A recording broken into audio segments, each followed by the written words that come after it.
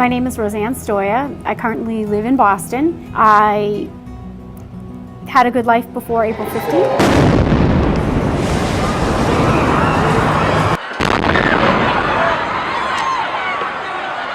And intend to have a good life after April 15th, 2013. I used to like to run, to ski, to work out, enjoyed walking around the city and spending time with my family and my friends. Having a prosthetic and what happened to me, and I think to anybody who goes through such a life-altering situation, feels uncomfortable with themselves.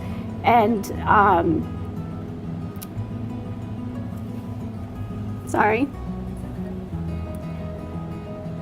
early on, and even now, you don't like to go outside your comfort zone. And I've been coming to the Boston Sports Club for probably about 10 years. I'm Justin Medeiros, master level personal trainer here at Boston Sports Club in the West Newton. I knew that we had worked together in the past, and I knew that he's an excellent trainer and he would do what he needed to make sure that I had proper training. So my goals really are to be back in the shape that I was before and to get it back into running. My prosthetic weighs 10 pounds and it's not something that you just put on and go. So I have to be in good shape in order to be able to walk normally, as well as start running again and getting back to the things that I used to do.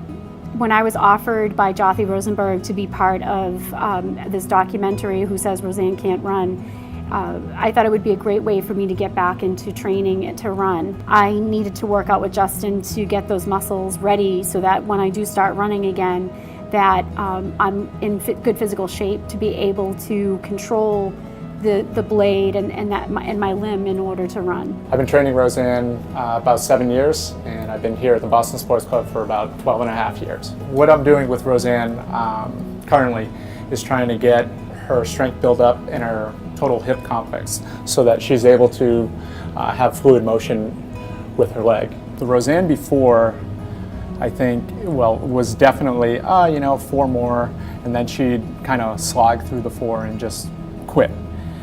Now, if I say 4 more, it's almost a grit and a drive and like an underlying determination for her that wasn't present prior.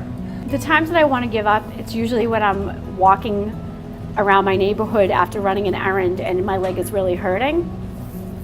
And I have to say 5 more steps and I'll be home. Just you're almost there.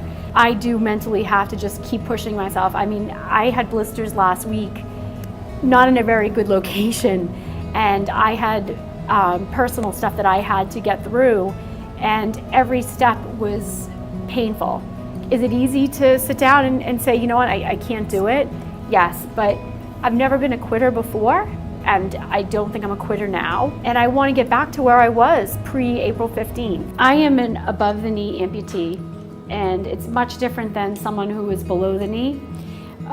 For me, everything is controlled from my hip flexor and my glute. For me, every step is a thoughtful process of how I'm moving that leg. When you get to the stairs, that's even a whole different scenario in itself.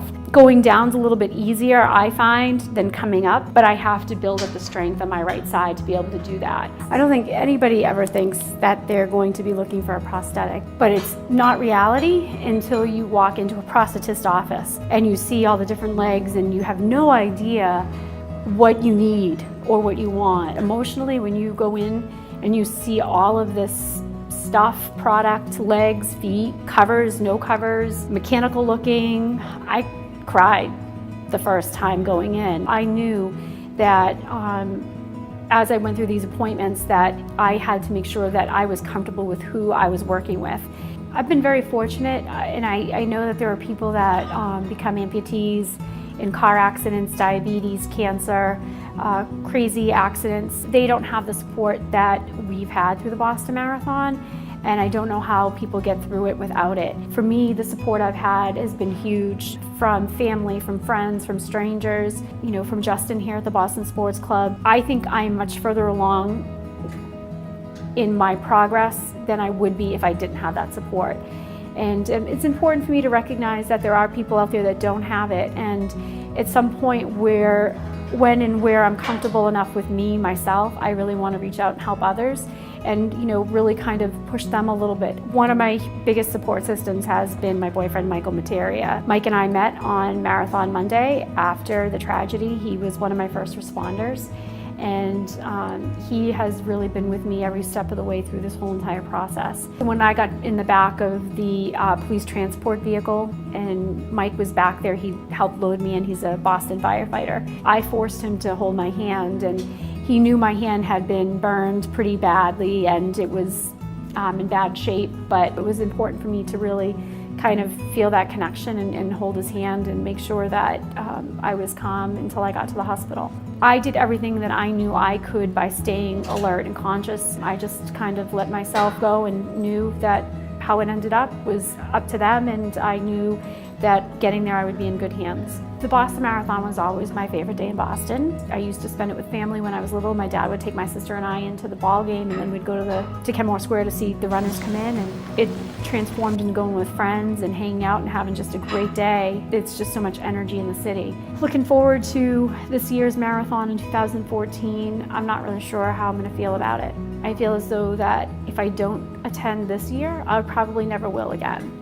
So I feel as though that I have to fight those demons and get past it. And I don't know if it'll ever be my favorite day in the city again, but hopefully one that I can enjoy.